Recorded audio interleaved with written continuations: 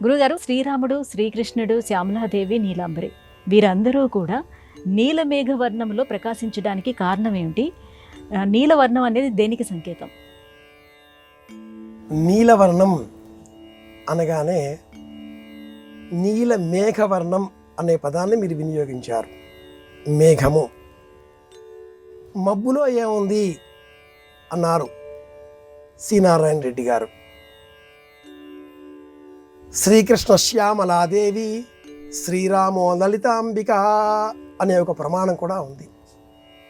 నీలవర్ణము ఆకాశానికి సంబంధించిన అంతులేనంత విషయం, విశ్వవ్యాపితమైనటువంటి కనిపించని పరమార్థ ధర్మానికి ప్రతీక.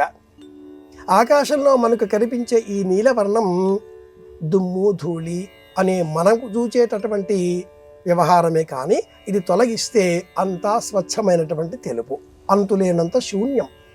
ఈ శూన్యాన్ని మనకు ఉనికిగా చూపించేది నీలవర్ణం. దీన్నే మాయా, మహామాయా అంటుంది వేదాంత శాస్త్రం. నీల మేఘము అన్న శబ్దాన్ని వాడినప్పుడు ధూమజ్యోతి సలిల మరుతాం సన్నిపాత క్వమేఘ అంటారు. మేఘదూత మహాకావ్యంలో కవికుల గురువు కాళిదాస మహాకవి. ఏముంటుంది ఈ మేఘంలో? దుమ్ము, ధూళి, నీటి బిందువులు, తుంపర. వీటికి ఒక్క చల్లటి గాలి, ఒక కొండ పర్వత సానువు స్పర్శ, ఒక్క చెట్టు నుంచి వచ్చేటటువంటి మలయ పవనం ఇలా తాకడంతో ఆ మేఘం వర్షిస్తుంది. లోకానికి ఆహ్లాదకరంగా చల్లటి వాతావరణం ఏర్పడుతుంది. అంతా కూడా రాముడు, కృష్ణుడు, అంతా కూడా నీలమేఘమే, నీలవర్ణమే. రాముడు అంటే ఒక చిన్న వృత్తాంతం, ఒక పాత్ర, ఒక రామాయణం, ఒక కథ, ఒక రూపం, ఒక విగ్రహం అని కాదు.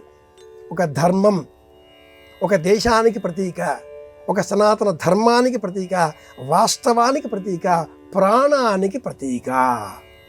హరే రామ హరే రామ, రామ రామ హరే హరే, హరే కృష్ణ కృష్ణ కృష్ణ హరే హరే ఇది షోడశ నామాని. వృద్ధాప్యం వచ్చిన తర్వాత మీరు ఏం చేస్తున్నారు? రామకృష్ణ అనుకుంటున్నామండి. ఆకాశంలో చుక్కలు లెక్క పెడుతున్నామండి. వృద్ధాప్యంలో మరణం ఆ సమయం ఆసన్నమైన వారికి చుక్కలు కనపడవు. ఇది అర్థం. ఇంకా చుక్కలు కనిపిస్తున్నాయి, రాముడు కృష్ణుడు కనిపిస్తున్నారు, జపం చేసుకుంటూ ఉన్నారు. ఈ ఆకాశం నీలవర్ణం, విస్తృతమైనటువంటి మాయాస్వరూపం అంతా కూడా రాజశ్యామలగా, మహామాయగా, నీలాంబరిగా, అంబరము ఆకాశం, నీలాంబరము ఆకాశం. ఇలా దైవ రూపాన్ని మనం సూచించడంలో ఉండే అర్థం ఏమిటి అంటే, ఈ విగ్రహం కాదు, ఆ రూపం కాదు, దైవం విస్తృతమైన ఆకాశం, పరబ్రహ్మ చైతన్య స్వరూపం, అంతటా ఆకాశమే అనే జ్ఞానం. ఇది విషయం.